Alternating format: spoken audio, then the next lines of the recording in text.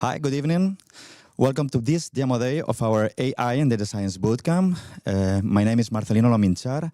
I'm Executive Director of Open Programs at University, at I Lifelong Learning. And today is a most important day for us, it's a special day for us. But in this very first moment, I would like to thank to Barbara Fajardo. Barbara, as a coordinator of this program, Barbara probably is the most important person in the academic agenda of the students. She set up everything, and thank you so much for accompanying the students last 6 months. Thank you so much as well to Ivan Martin as an academic director. Ivan is the guilty that this program exists, and he designed everything of this program. This is the professors, etc., etc. And thank you so much for the professors, because they are so essential for us for this program. And obviously, thank you so much for the students. They have worked very, very hard the last 6 months. Probably today they are very, very nervous. But I'm sure 100% that their presentations will be fantastic today. And they have challenges, real challenges of a real company with real data sets. And today we are going to see the results of these last 6 months. And thank you so much for the jury. Today we have an excellent jury. For example, we have Guillermo Perez. It's a pleasure you are here today with us. Guillermo is a data scientist at MRM McCann. Thank you so much to Pablo Monfort and Adrián Sánchez, professors of this program. And thank you so much for Ivan Martin. In fact, I would like to thank to Ivan Martin because he is going to explain to us the projects that we are going to see today. Thank you so much, Ivan. Here you are, the mic. Thank you, Marcelino. Thank you so much.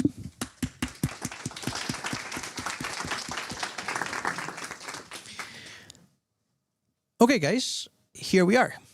How are we feeling? Nervous? No, why? I'd like to do a bit of time travel with you. I'd like you to go back to the first day of the program. You met all of your colleagues, people in class. Who are these people next to me? Do I know more than them? Do they know a lot more than them? Have they coded before? Have I coded before? A lot of questions were going on that first day. I want to do that because there's one thing I keep repeating over and over during the program, which is today you're going to be presenting to who? Yourselves the first day of the program. The first day, not first month. That's cheating. So, as I said, being able to communicate technical projects to business people or general audience is extremely useful skill. Extremely useful to try to make sure you're understood from a technical perspective. No? The main goal of being able to present things in general is being able to get the people inspired, get the people to understand what's going on. Today's challenge that has been supplied by MRM McCann, thank you so much, Guillermo, also for your participation on this, is they have a client that we don't know about, because our main client is MRM McCann, who has the main idea of proposing 2 projects to this main client, right? Today we're going to see those 2 proposals, and we're going to try to understand how it works, how your project has developed, and also what the final result is. The main idea, as I said, is to present it to yourselves the first day of the program, which is a very good rule. But I would also like to take this second for you to remember something, which is you've gone through math, Python, machine learnings, data visualization. Like all of these subjects have been built in your head within the last 4, 5, 6 months, right? So you've fit in so much knowledge into your head in such a short period of time that I want you to today take this chance to relax while you're presenting. Everything is going to be okay. Use this as a learning experience just like the rest of the program. But the main idea of today is to be able to present everything you've been able to pile up and structure in your head with your group and for the client, right? So, okay, I don't want to take more of this time. I'd like you to prove the amazing work you guys have done. So if you guys have any questions, is there anything that you want to know? No? Okay, then let's the first group begin. Please take the stage.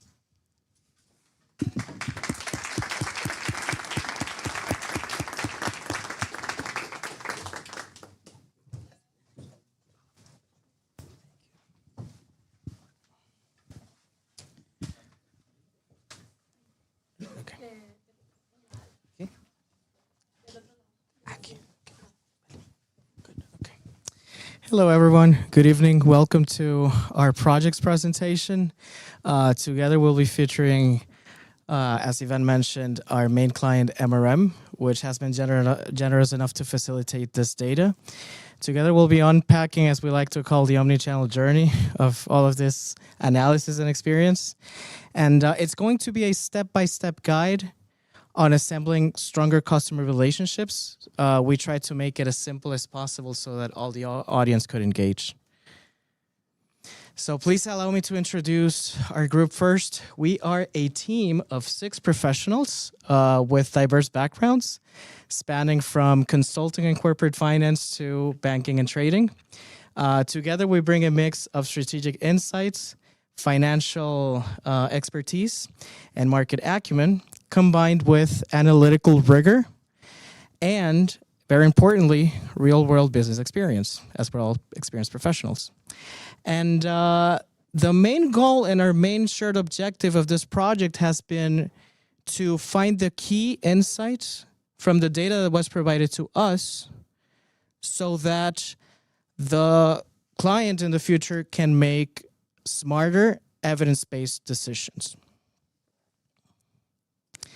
As for MRM, they are a global relationship marketing agency.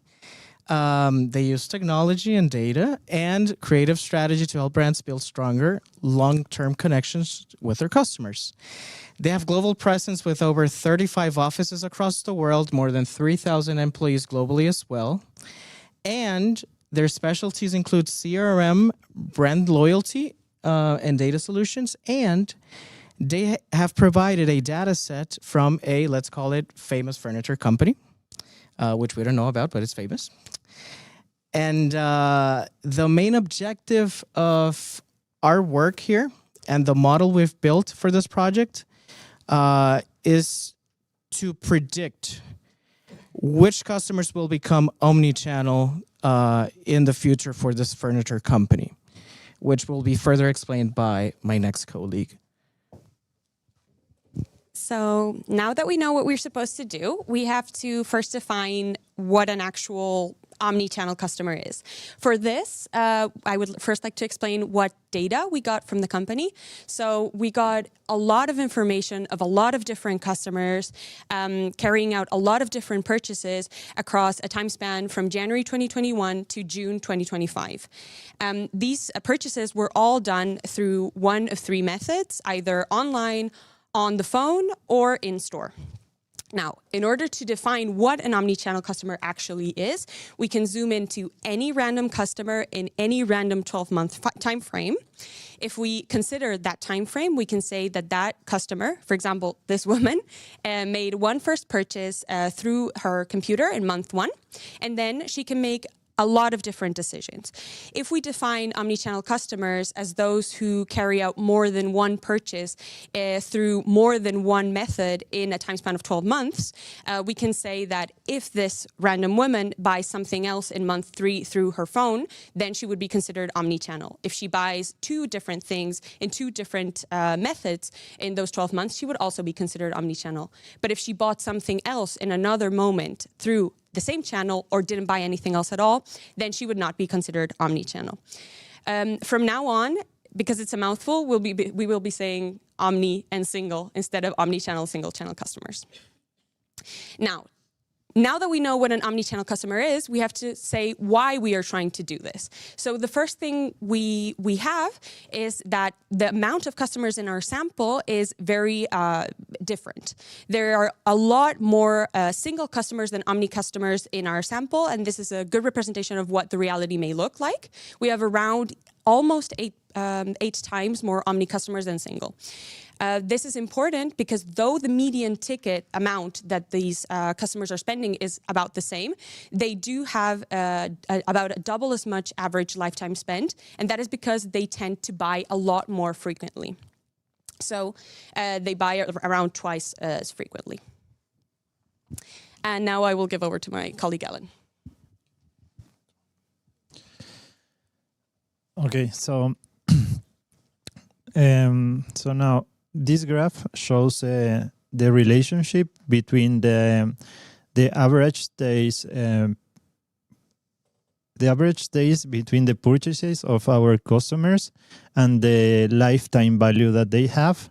So as we mentioned before, we have the Omni customers, which are represented with gray dots, and the single ones that are in purple. So if we can see here, the main observation is that omni-channel customers tend to have a high value and a shorter interval between their purchases. So that's why we can see a clear cluster of gray dots on the left part of the graph. And in the case of the single, we can see that it's more dispersed. Finally, one last thing we wanted to note is that omni-channel customers not only buy more often, they also tend to spend more. And we can say with a certain certainty that the more omni-channel a customer is, the more they are probably going to spend. Since the more switches they have, the more their average customer lifetime value tends to be. Switching over to my colleague Roberto. Thank you, Blanca. So, recapitulating what my colleague said, our objective to build a omni propensity model. What does that mean? We want to be able to score the likelihood that a customer exhibits omnichannel behavior. What is that? Omnichannel behavior is when a customer purchases through more than one channel in any given 12-month window. Given the data that we received, we were working with cross-sectional customer descriptive data, but we also had a rich set of historic purchasing patterns and behavior that we wanted to exploit. For that purpose, we built aggregate features based on that data. Of course, we need to be able to observe the realization of our target behavior. For that, we reserved the most recent 12 months of our data set in the purchasing behavior table. And there we observe whether the target behavior actually materialized or not. Is the client omni or not? At the beginning of that period, just before, we have a training cutoff. That's like the theoretical date at which you realize the prediction that you later verify. Before that date, we have the feature window, so-called, before the cutoff, where we look at the past trends, the patterns, how the customer behaved, what sort of purchasing behavior he exhibited before the prediction date. So how did we go about putting the model together? We took our 87,000 records in the cross-section data between the descriptive data of the customers and the engineered purchasing behavior features. We dropped a small set of customers that didn't have any purchases before the cutoff date. They didn't exist from the point of view of the prediction date. We reserved 10% of those customers for validating our results, making sure that the model generalized correctly. We also started with 70 features between the ones I mentioned before, the engineered features and the cross-sectional data. They became 90 once you encode categorical variables that need to be treated in a certain way. And we implemented an algorithmic forward-searching algorithm in which, what happened here? At every step, we iteratively add the one feature that at that moment from the candidate features most improved the predictive behavior of the model. What predictive behavior? How did we measure that? We used a score that balances how well the model identifies omni behavior. So how many of them, what proportion of the true omnis you identified, with not a model that doesn't produce too much noise. You don't want to have too many false alarms triggering action on this model. After that process, we were left with a model that had 5 key features, which are shown here. They summarized, they reflected the historic mix of channels used by the customer, the purchase intensity, how much the customer came back to purchase frequently, and a bit of a product mix and value. Surprisingly, we didn't see much of the cross-sectional data that described demographics and this type of information. How did the model perform? We saw 92% coverage. For those technical amongst you, this is recall in the classification model. This is how much of your target population are you capturing with your model. The 65% hit ratio, which is moderately positive, this becomes, for the technical amongst you, this is precision. This represents how likely one of your positive signals is actually going to become a materialized Omni customer. In this case, 2 out of 3 predicted Omni customers eventually did become Omni customers. And the other third actually presents an opportunity, because these are customers that, as you can see from the recall, the coverage statistic, the model does tend to capture well what an Omni customer looks like. So this means that those customers, even though they did not materialize as Omni customers, are probably interesting candidates to target, as they do look like those who did. So with this, I will cede the floor to Laura. Thank you, Roberto. So now with the model ready, we are ready to put it into production. And this is taking the predictions that we are generating with the model in order to guide the marketing actions that we are proposing, and to increase the omni-channel customer base and ultimately drive more value for the company. So to do that, we need to continue thinking in time. Let's position ourselves at this cutoff point. At this point, we have the model trained based on the past data, and now ready to put it into production. The idea is to feed new historical customer data into this model, and we will be getting the propensities, meaning their probability of becoming omnichannel in the next 12 months. So it is at this prediction point where we are proposing our first marketing strategy that we've called the a priori strategy. This is about segmenting customers based on their likelihood of becoming omnichannel in the next 12 months, and trigger personalized marketing campaigns in order to accelerate or encourage their omni transition. Then afterwards, we have that prediction horizon you're seeing there in the screen, to observe what really is happening with these clients. So how are they behaving? Are they becoming omni or not? And it is at this point where we are unlocking our second strategic proposed strategy, which is the post-hoc strategy. This is about comparing what the model anticipated with what happens in reality with those customers, identify where the model was wrong, and design reactivation and retention campaigns. So let's first take a closer look to that post-hoc strategy to understand what are these campaigns about. So as I was saying, you know the real value, you know what you have observed, what has happened with those clients. You also have the predicted value coming from the model, and this is how the analysis looks like in reality. So based on our database, out of the predicted customers that were no omni in their predictions, around 500 of those customers were behaving as omni in the last 12 months. Meaning they recently switched their behavior, so it's really important to try to keep them engaged through what we've called retention campaigns. On the other side, we have those customers that the model predicted as omni. Out of those customers, around 5,000 customers were wrongly predicted, meaning they behaved as non-omni clients, customers in the last 12 months. So this meaning that they were historically showing strong omni patterns. That's why the model classified them as such. But for some reason, they drop off in the last 12 months. So what is important here is that we should try to motivate back these clients to come back to their previous omni or omni behavior through what we call the reactivation campaigns. So based on these two campaigns, we model a financial impact estimation as follows. The first thing we do is we take 3 key assumptions common to both campaigns. We will be offering a discount of 10% over the average ticket value of 500 euros. That would be a discount value cost for the company of 50 euro. And for the incremental revenue, what we did is we first look at the customers contacted for each of those campaigns. That number is coming from the previous slide I just showed.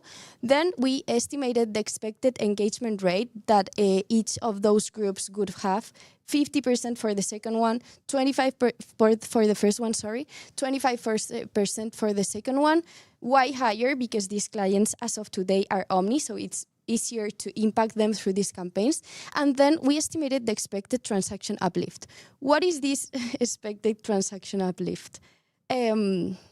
This is by how much we expect their average transaction to increase in the next 12 months. So how did we estimate these values? First, we look at what it was their current average transaction in the last 12 months for each of the groups, 1.8, 3.2. Then we took the Omni clients as benchmark, and we look at their average transactions to 4.4. We calculated the gap for each of the groups, and we say, okay, by how much we could realistically close that gap through our campaigns. 60% for the reactivation, 80% for the retention, higher again because these are Omni clients as of today, so it's easier to impact them. That could translate into an increase in their transactions for the next 12 months, thanks to our campaign of 1.7 and 0.9 respectively. If we go back to our previous slide, what we do with this transaction uplift was to multiply it by the expected engaged customers, then by the average ticket value, arriving to an incremental revenue of around 600K for the reactivation, 53K for the retention. They are much less customers, so it's the value. And then the discount goes, we simply take the discount value, we multiply it by the expected engaged customers, and we arrive at a total campaign cost of 37K for the reactivation, 6K for the retention. So a total incremental revenue of almost 700K with an investment of 43K for this first proposed strategy. So we've explained the post-hoc strategy, and now Daniel will walk you through the a priori strategy. Thank you. Thank you, Laura. So let me paste this. So yes, as my colleague Laura said, the a priori strategy consists in taking the resulting propensities from our model to act proactively before the real answers are known, right? So to approach this, what we have done is we have created a AI agent that is able to automate personalized marketing based on our propensity. This agent, we have named it as how we call it, Aria. Sorry, I always confused with the name. So it's Aria. So from now on will be Aria, the agent, right? So what in short, what the model does is it's able to automatically ingest Excel data. Then we have connected our model with Aria. So it's able to provide us customer propensity and other key details of the customers. After that, so Aria is also able to segmentate our customers in 3 buckets based on propensity. So we have the bucket for high propensity customers, medium and low propensity customers. And the last part and most interesting from my opinion is that Aria is able to generate personalized email based on the propensity, recency and last channel use of our customers. We are going to see Aria in action. So enjoy. Hello everyone, welcome to our AI agent demo. We'll walk you through a live example to get our agent in action. To get it started, I will paste a prompt we have already prepared. So with this prompt, we are asking our agent the customer propensity and main details of the following ID. So we are going to see main details such as digital engagement, customer profile, purchase data, and together with a few actionable recommendations. So now the agent is thinking the response and should be ready in just a few seconds. The response is good. So now the agent is generating the response. We will let it finish, but we can see that for this customer ID, it has very high propensity, which means that it's very likely to buy. And then you can change here more different main details of the customer. Okay, so now we are going to ask our agent to provide us a personalized email for this customer. So basically with this prompt, we are asking to get a well-structured email to include product prices and beautiful sales, and also to take into account that we're in autumn season. While we wait for the response, it should be known that our agent dynamically adapts the discount, the greeting sentence that you will see, and the redemption channel to the customer to use the coupon based on the customer propensity, customer recency, and the most recent channel. So we are going to check that when the agent generates the email. Okay, so now it's generating the email. And we can see that for this customer, it generates 5% of discount, It generates also the following sentence regarding the recency, all the seasonal products of autumn, and setting that this coupon is only valid for online purchases. So yes, that's all. I hope you enjoyed the demo. So yes, that's our agent. So basically, the impact is clear. So marketing team can focus on strategy while this system can automate personalization at scale. So now let's gonna check, because you probably are asking, okay, what are the cost and revenue of this campaign, right? So let's go into check this. Okay, so we have calculated or estimated the cost and incremental revenue based in our 3 buckets. So we have bucket for low propensity, medium propensity, and high propensity. We have also assumed a 3% of conversion for the low propensity customers, 10% for the medium, and 20% for the high propensity customers. Regarding the transactions uplift, follow the rationale of my colleague Laura. It's the same procedure. We estimate a plus 1.4 for the low propensity customers, an incremental of 1.5 for the medium, and 0.6 for the high propensity customers. Regarding the discount cost, we have applied a 15% for the low customers, 10% for the medium, and 5% as we saw in the video with Aria with the high propensity customer. So these are the discounts we have applied. So in short, the total incremental revenue we have estimated is close to 5 million euros. And the total cost of the full campaign will cost close to 250,000 euros. So yes, that's all. I hope you enjoyed the presentation, and we're happy to answer any questions you may have. Thank you.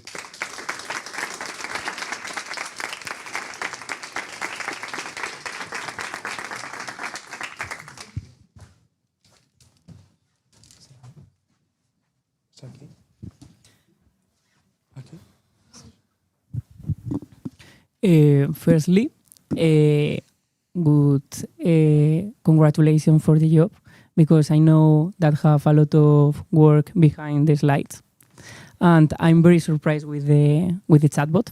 Thank you. And I have 2 questions.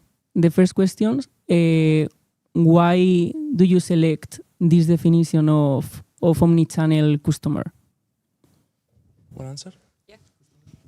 The reason we chose this definition is for the time frame specifically, is because we checked with the data how long the average time frame was for one switch or another, for the customers to switch channels. Mm-hmm. And this average was right around between 200 and 300 days. Mm-hmm. So it made sense to use a 12-month time frame. That's why we used that one.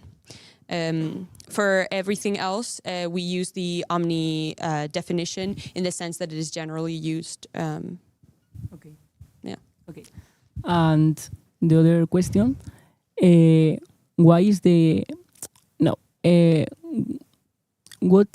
input of the chatbot, and why do you select this input?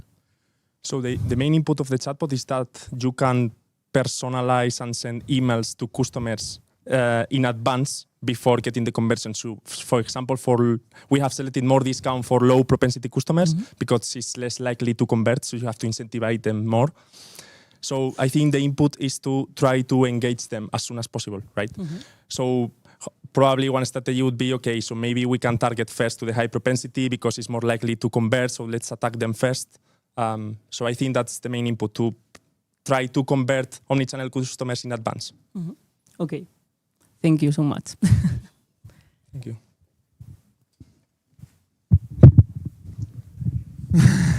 This is really cool. And I want to ask you, I want to know what is the difference between use precision or recall in evaluating this model? What is the business implication of use recall or precision or F1 score? Or I mean, we initially focused a lot on recall because our interpretation of the general objective was we want to make sure that the model captures the features. The features of the model capture what an Omni customer looks like in terms of the explanatory variables. So if we have false positives, so not too high of a precision without it being super low, we had been interpreting that as actually presenting the opportunity to take some customers that the model identified, shared many of the features that identified, pardon the redundancy, actual omnichannel customers who didn't materialize it, but that we could actually target. Because if the underlying features of those customers who didn't materialize the customers, but they were flagged by the model, it means that there's a lot of commonality. They resemble those customers that actually exhibit omnichannel behavior, because the model correctly reaches most of them, almost all of them. We were talking between 90 and 95% recall. Of course, when we tuned the forward selection, we used the average, the area under the precision recall curve to try to balance both out. The models that we tried sort of naturally presented higher recall, so that was a convenient reality to some extent. But we always try to say, okay, recall is good, let's balance them both out. If you don't have false positives, somehow there's a whole pool of identification of potentially targetable customers that you are not producing somehow. But by having a properly high recall, the model is not leaving any actual Omni customers out. So they are all being identified. It's just that these others share all that common set of features without having materialized the behavior. So our thought went, let's target them to try to bridge that gap between these two blocks of customers that were apparently, according to the model, pretty similar. I don't know if that.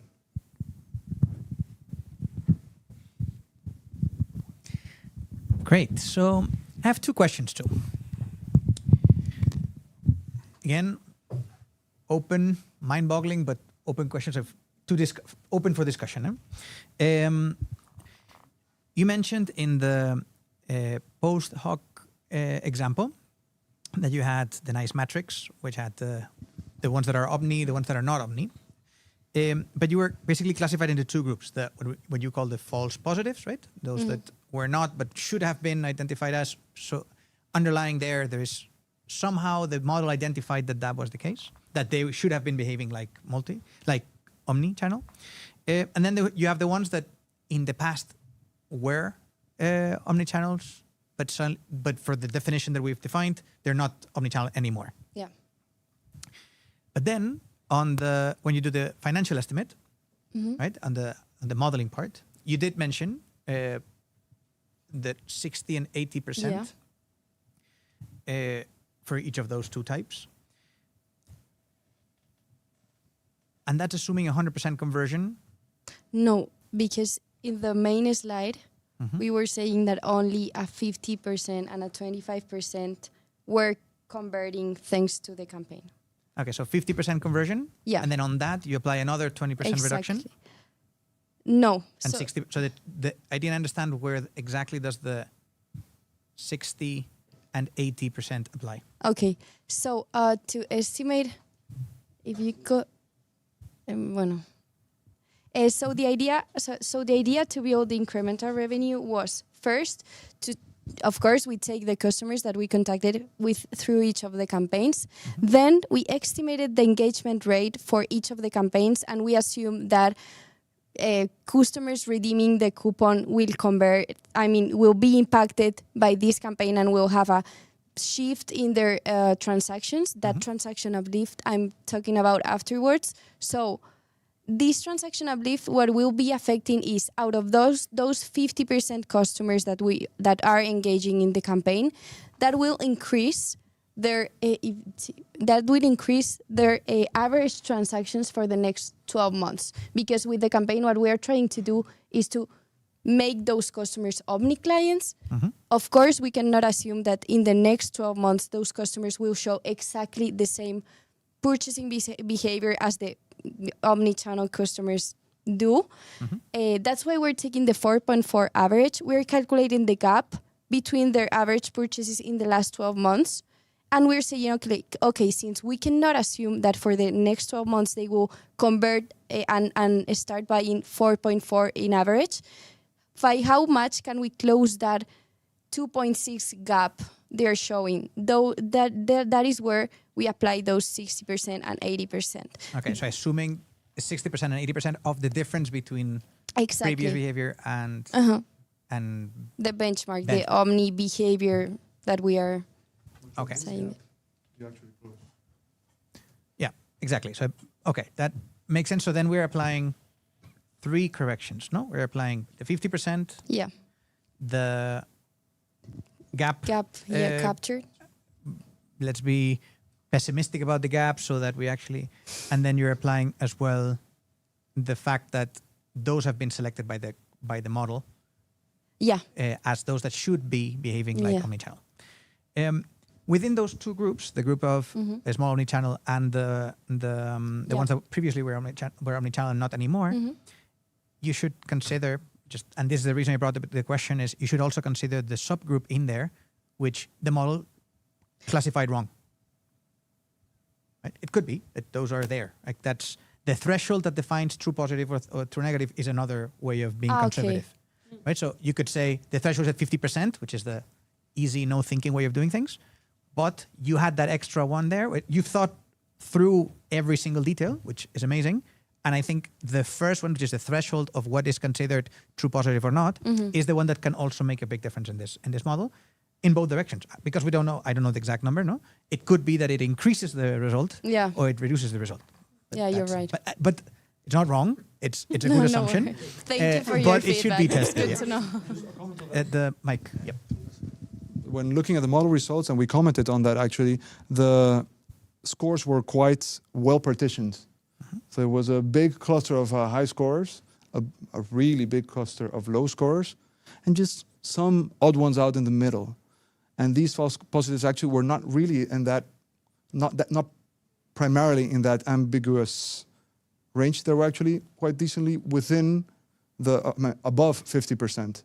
So it's true that's something you can tune, but looking at the numbers out of memory by heart, I'm not sure, really, unless you go to extreme thresholds, for those, it shouldn't have changed dramatically, I would suppose. But this is just by heart, off the cuff, back of the envelope computation. Okay, so for the second question, which is a bit more chill, this one was, the thing is, I saw a very good result and very good analysis, so that's why I wanted to. But when we spoke about the generative model that creates the emails, in the past, data science, the way of doing data science was, okay, we do all of the analysis in the data science department, and then when we're done with the data science department, we deliver this huge list to the marketing team because they don't do data science. No? That used to be the case. But nowadays, this has changed. Now you can send a batch of 100 emails, see how it goes, and then tell OpenAI or whoever you're using. Aria. Sorry. Now I know the name. Now I know the name. By heart. You can tell that you can get the feedback from those 100, and then adapt, and then do it again, and then 100, and then because it used to be complicated, no? Because you used to have to deliver the list to marketing, and then they would have to do the marketing campaign for all of them at the same time, or for a big batch. Now we can do it continuously. So I saw that you were using the actual interface, but the cool thing about this would be, hey, could you generate 100 emails? Show me the 100. See. Get the feedback, validate how accurate was it on the prediction, because you know the prediction, right? So how accurate was it, and then based on that, adjust my learning. Okay. So Cool. I think I missed that last. So you made it really cool, and it has the amazing wow effect. But I missed that one last step, which is how do I actually use this on the daily? Like how would that run on the actual company? So you have the email, but you don't know how to now use it. Yeah. Okay. Got it. Yeah, scaling it up, exactly. Yeah. But then I just missed that part because it was so cool that we could have added that one last step, and then that would have made I can bring it to reality feeling. No? Okay. We have to improve Aria, guys. Great, guys. Congratulations on the amazing work. Thank you all.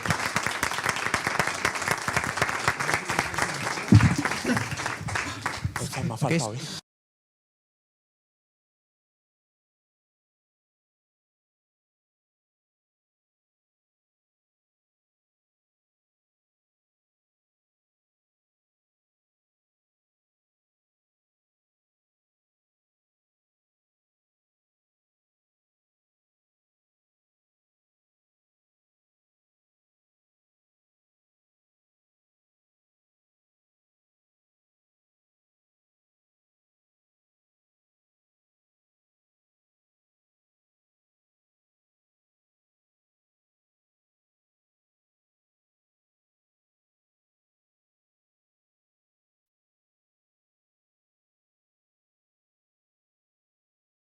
today. Also, thank you so much to the previous team because they are setting the stage and also they explain so well what's the meaning of being omnichannel. But now, let's move to the second challenge that MRM gave to us. It's not working. Sorry.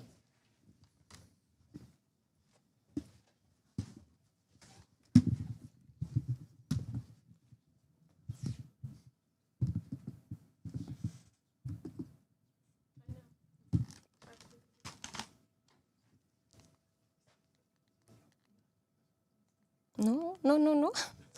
Sorry. Sorry. Please don't see anything. Thank you. Now again. So now we're going to move to the second challenge that MRM gave to us, which is not only to identify when or not a customer can become omnichannel, but when will happen.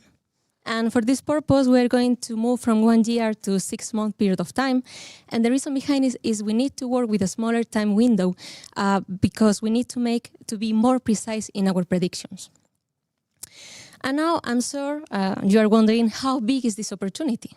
Well, according to Statista, by 2030, the market, the e-commerce furniture market is expected to grow up to 430 billion. So yes, it's huge. But of course, all the main players, they have identified the omnichannel as key to support this growth. So if we want to get a piece of the pie, we need to move fast and become omnichannel and engage our customer. And now, please, let me introduce you to Nico. He is going to be our guide through this journey. And thanks to him, we will find the moment exact that Nico becomes omnichannel. But of course, Nico is not alone in the journey. Behind of him, there is an amazing team, multidisciplinary, with different backgrounds, from psychology to economics, management risk, mathematics, finance, marketing, and engineer. So we have a shared common goal. And thanks to Santiago, we're going to dive into the data. Well, thank you, Fabi.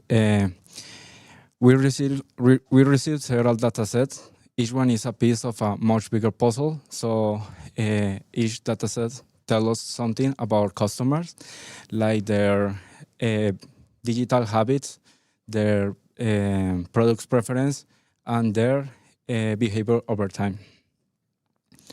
So in this first graph, we can see on average, our omnichannel customer tends to do more transactions, and on the second one, we have on average the numbers of days of our transactions takes to change to other channels. So as we explore more the data, we notice some kind of seasonality. In the end of February, our customers decreased the number of tickets. So and in July,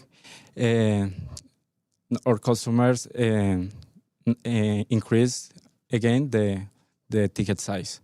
So we took this in account for our model. Now in the last graph, we have the percentage share of the customer by single and omnichannel categories in the last 6 months. So now Mika is going to tell us more about the data.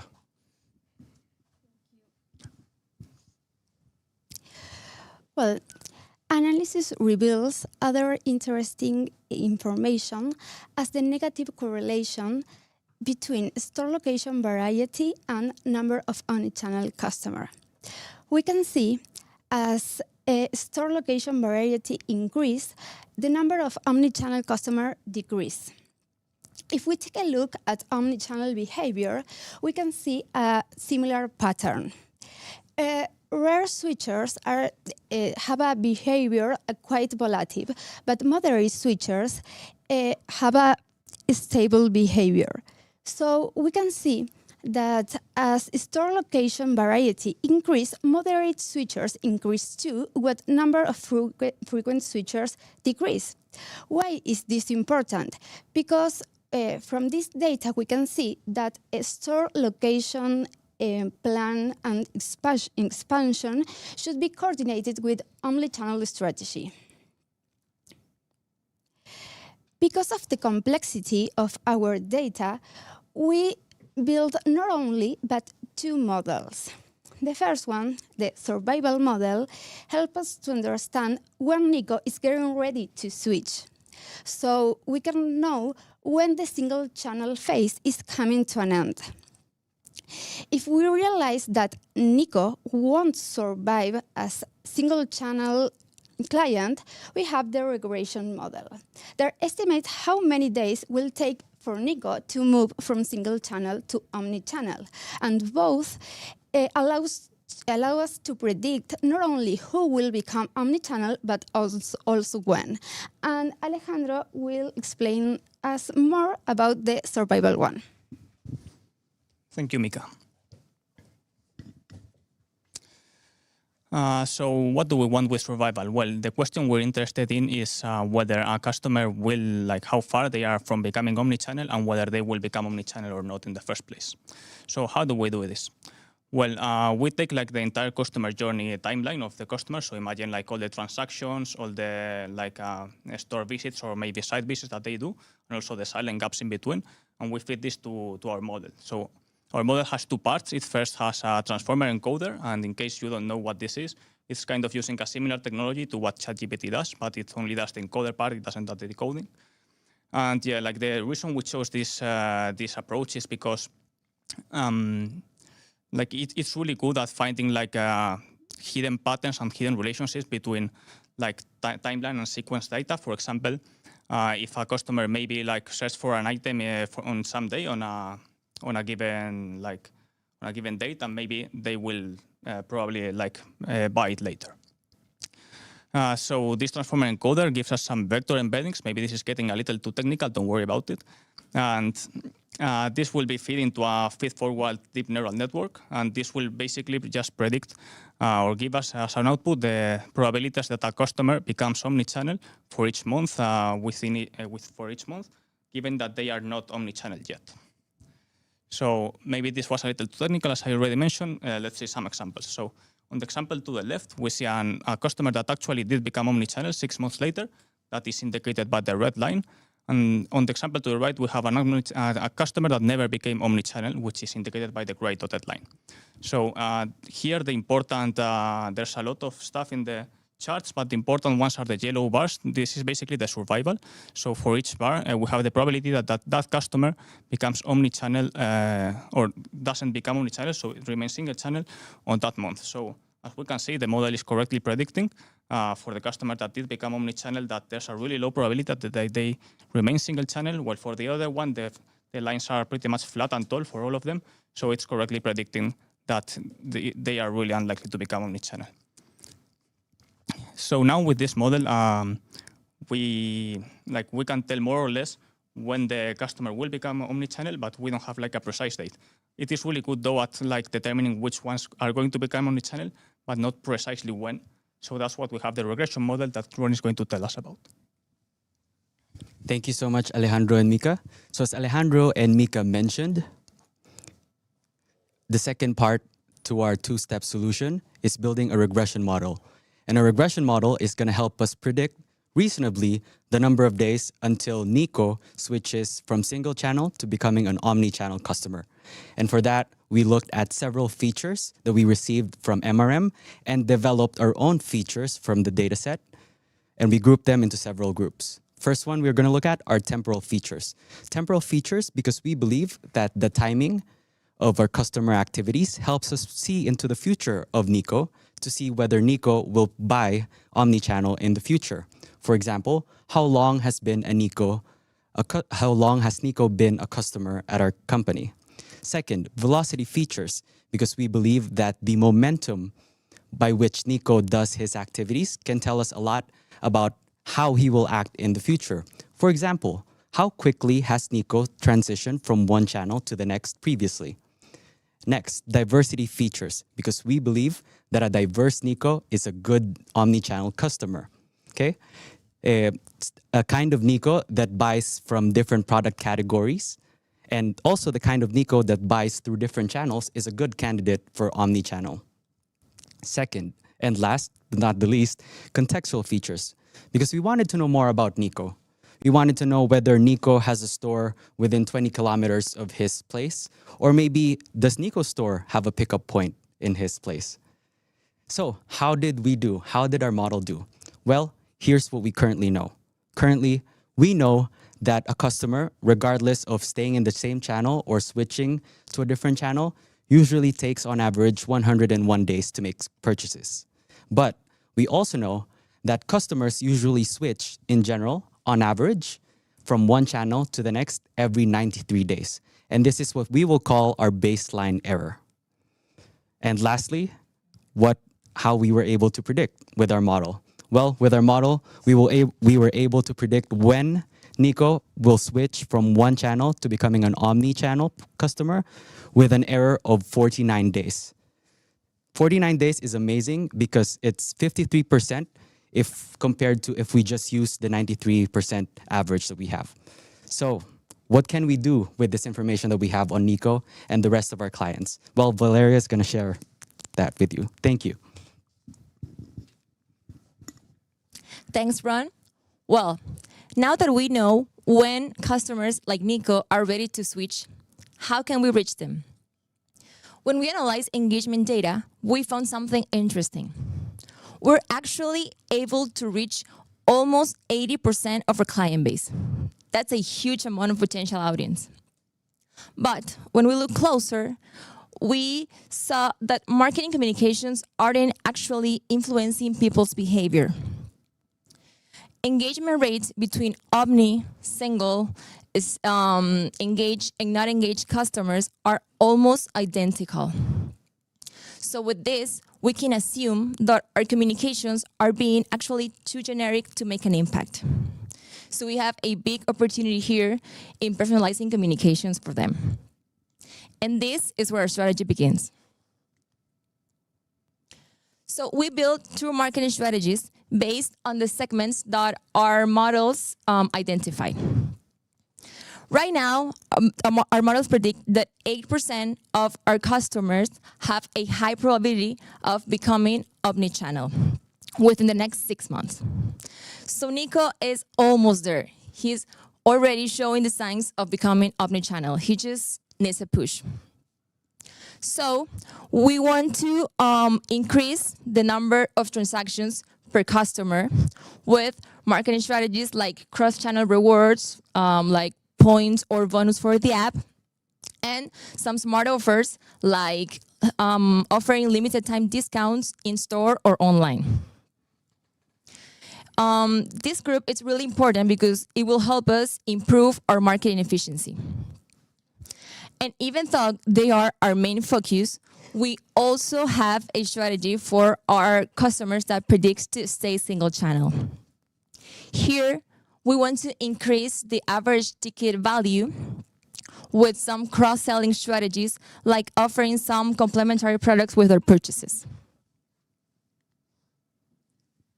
And finally, as a next step, we also want to provide a live dashboard, a web tool that connects predicting results with marketing performance to be able to track how each segment is responding to our communications, learn from these results, and then feedback our models with these results to help them become even more smarter over time.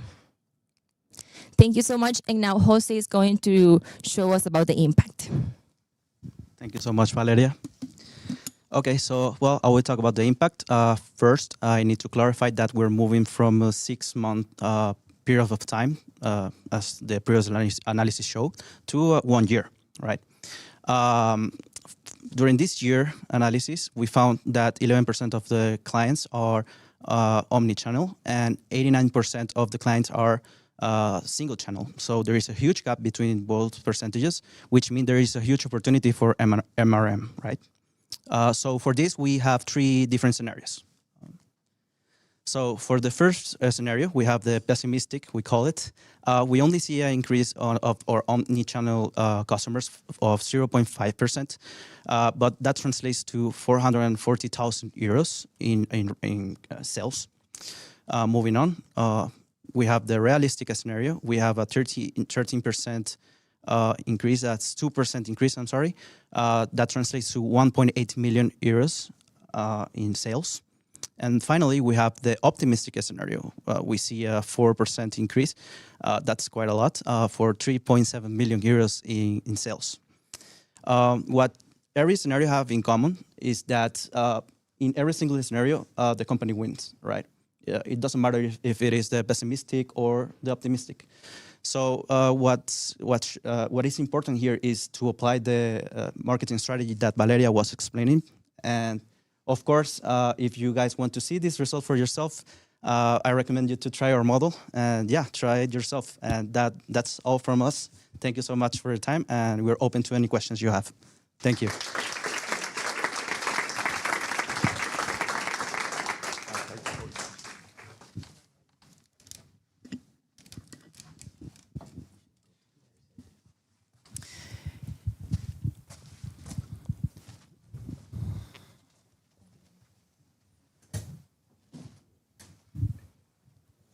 Okay, congratulations for the job. Thank you. Because there are two models. It's very, it's very complete. Yeah. And now I have one question. In the second model, do you select a regression model? And why regression model and why not other model? I believe that we selected a regression model because we wanted to go a step further from Alejandro's results, which gives us the different probabilities of a customer staying single channel in the next 6 months. And so we chose a regression model because we've played with different types of regression models. We used, your regular linear regression model. We also used SVR. Ultimately, we also used XGBoost as a way to predict the number of days, but ultimately we settled on a linear SVR model, which is one of the many models that you can use to predict the number of days. And we settled on that because it gave us the best results. So as I've mentioned before, it gave us about a mean average error of 49 days. And yeah, I mean, for our use case and for the problem that we were trying to solve, we thought it was best to use linear regression. Okay. Thank you. And do you find one variable or two variables and that have and very important to the target variable? So we did the test on the model that we used to predict the number of days, and we actually found out that customer lifetime days, which is one of the temporal features that I've mentioned earlier, was the most powerful feature being used by the model. Of course, all of this is happening in the background, okay? Things that computers can understand way better than any of us can. And yeah, customer lifetime features. So essentially, the longer the customer is, or the longer the customer has been a customer with our stores, the higher likelihood of them switching to omnichannel within a certain amount of days. And so that's the most powerful feature that we found. And another one question: what variables do you find to build the temporally variable to determine the days, the optimum days to change the omnichannel or non-omnichannel to omnichannel customer? So are you asking about the final models that we used for testing and training? The first model. Ah. What time variable do you use to build the... Vale. Okay. And for that, I will pass it to my colleague, Alejandro. Time variables. So what was the question again, sorry? What time variables do you use to build the time variables to obtain the better days? that the better, how much days to change the omni-channel customer to omni-channel customer? So like we're not. From the first model, correct? Yeah, for the first model. Sorry. From the first model. Sorry. So I think I believe that because a transformer model is complicated, Okay. so it wasn't necessarily a specific variable. Sorry. Okay. Yeah. So we're not actually using the time. Actually, like we're only using the gap. So like imagine you like just order all the like all the events. Like imagine like they first like look into like some web page to like search for some item. Maybe they start the checkout, maybe they didn't. Then maybe they go to the store to check it out, or maybe they don't, and maybe then they buy like some related item, or maybe not. So like all of those, like you don't really care that much when it starts or when it ends. Like you just like imagine you order them. Like if it was a sentence in English, and like you also like want the gaps. The gaps actually turn out to be quite important. So like if there's like a gap between like 5 days or like 10 days or something like that, between the first and the second event, like you want to have that like the model input data. If you like if it's like 500 days, maybe it's not so important like the relationship. So like we did not use like so much like the actual dates. Like it was basically like imagine it's a sentence, like you do this, like we just like tokenized each of the events that the customer did, and then like the transformer just does its magic, like it kind of just outputs a vector embedding, and after that the deep neural network can just like learn from that data to like predict the hazards, or like that's the technical name, is like the probabilities that a customer change given that they have not changed yet. Yeah. Okay, thank you. And I don't have any question from my side.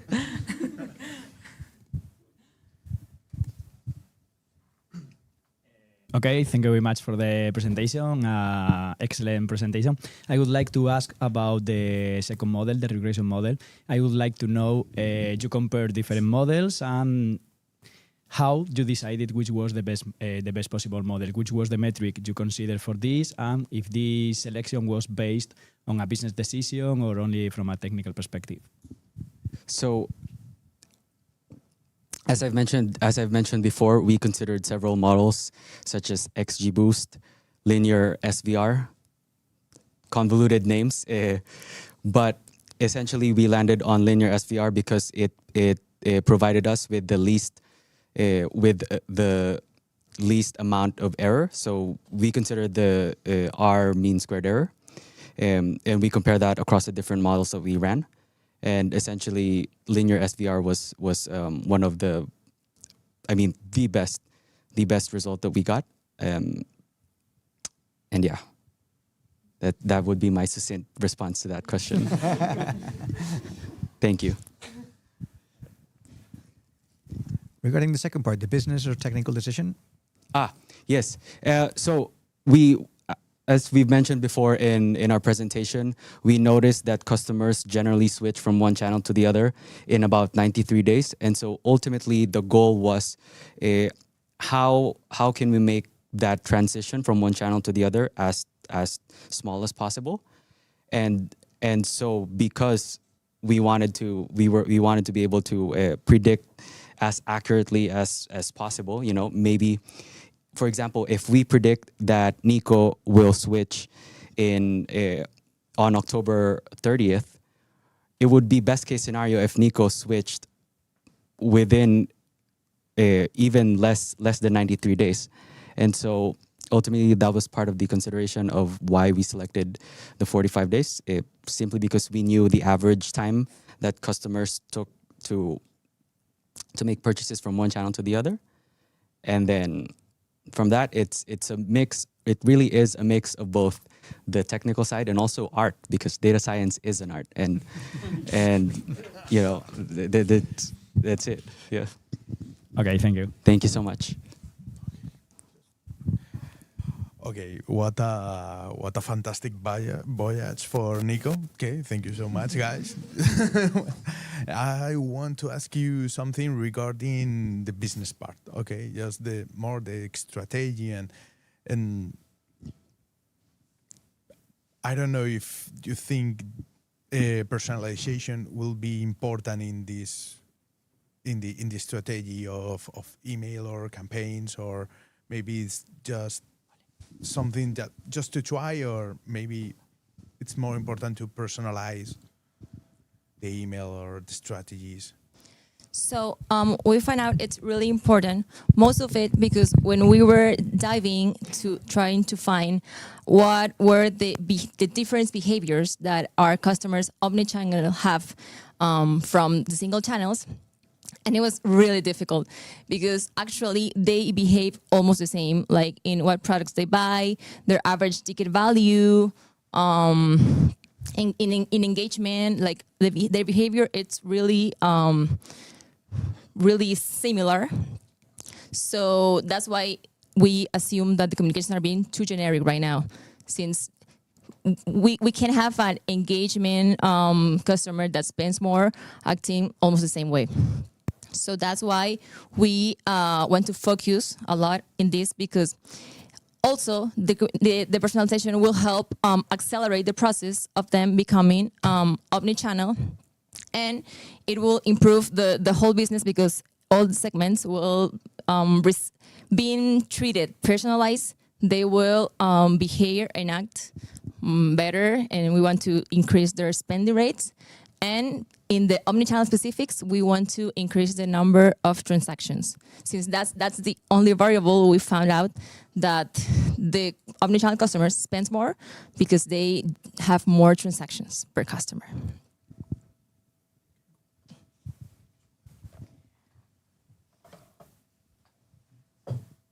So, I have a question. You mentioned something that is really interesting. No, I think it was you, Ron, who mentioned this, which is one model was really good at identifying if yes or no it would switch, no, and the other one was better at predicting the time frame. Which that usually happens. No, it's quite common that you have different machine learning models that are especially good at different types of patterns. No, each of them it is easy with that specific model. As an example of this, no, is a linear regression model will be much better at predicting actual scores or numbers instead of trying to predict the classification. Okay, so I want to ask you a question. How much did you improve your regression model based on what you learned from the first model, which I believe you said first and second model. I'm not sure if you did in that chronological order, but once you are, if it's really good at identifying yes or no, this will switch, that is clearly a very good variable for the second model. So how much did one feed the other? I think that's an excellent question. And for transparency purposes, as of the timing of this presentation, as of the time we prepared this presentation, we have not gone through the process of feeding the outputs from our survival model into the regression model. But I believe, obviously this is all just guesswork for now, but I think it can yield some very favorable results in terms of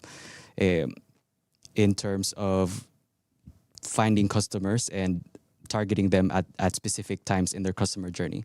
So for that, my apologies that we don't have that currently as of this presentation, but it's something that we can develop in the next few days if MRM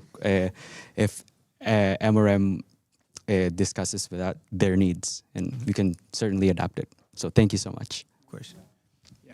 So I wanted to add, so like the second model, the regression model actually works quite well, at saying which date it's actually going to change. The problem is if they're never going to change, it just returns something that doesn't make much sense, right? So that's kind of like the main reason we are using both. Like we can probably have the outputs of the first one feed the second one, and it will probably improve. But yeah, the main reason is because the first one, it doesn't tell you the precise date, but it kind of works with everything.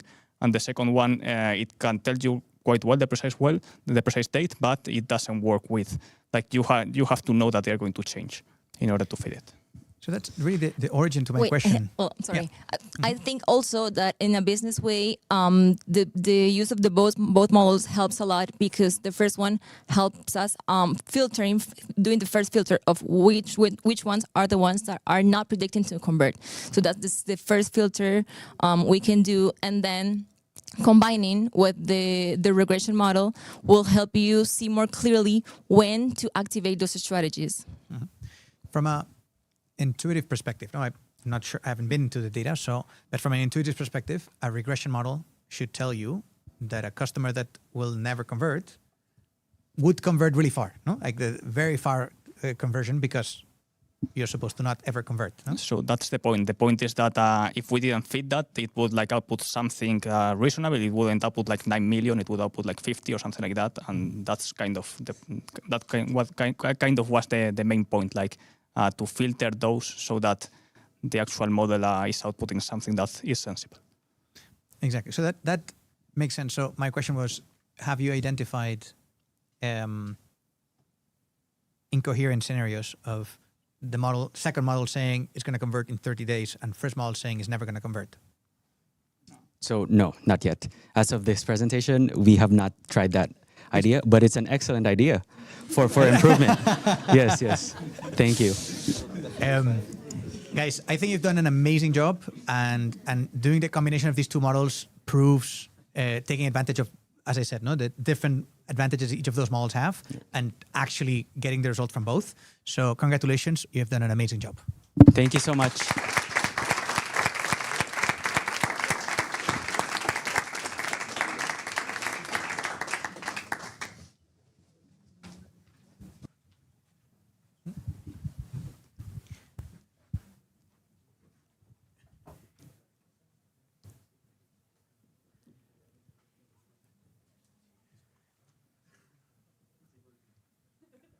Great, guys. Congratulations. How do you feel? Good. Now, does it feel better, no? So I want to just say a few words here at the end. First of all, you have just become alumni. You've just finally graduated. So I want to congratulate all of you.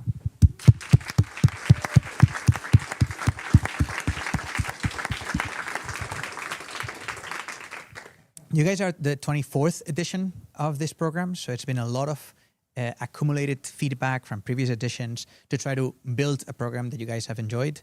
I'm extremely proud to the results that we've gotten.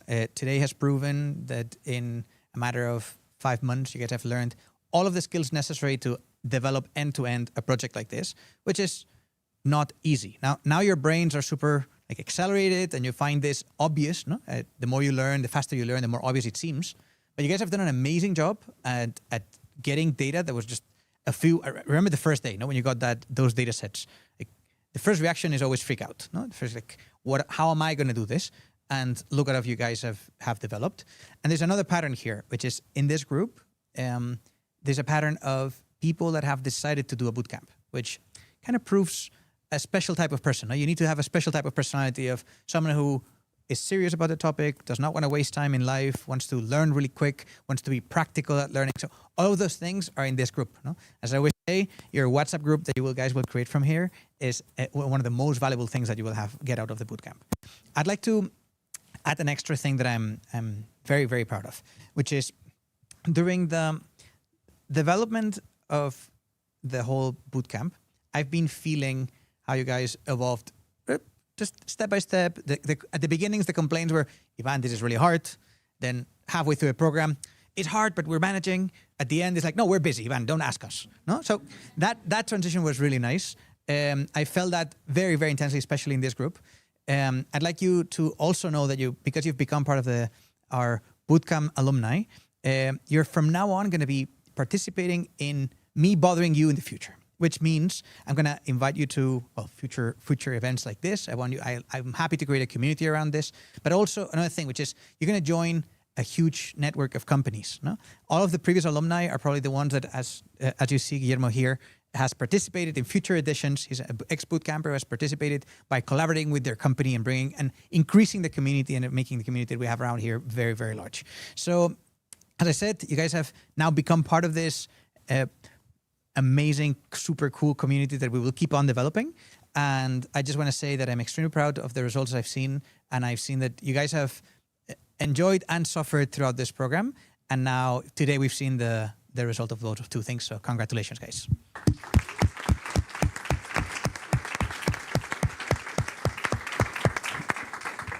Thank you, Ivan. Congratulations. Great job. Incredible job. Well done. I think at this moment that your presentations are awesome.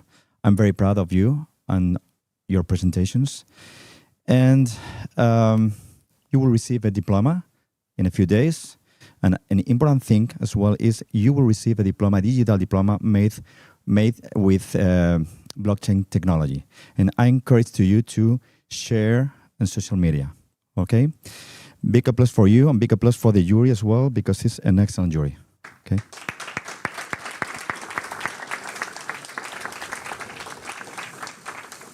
And a final message to the audience. Next intake will start next February in English and in Spanish next May. Thank you for watching. See you next time. And now the most important thing today is the cocktail, okay? You are invited. Thank you so much.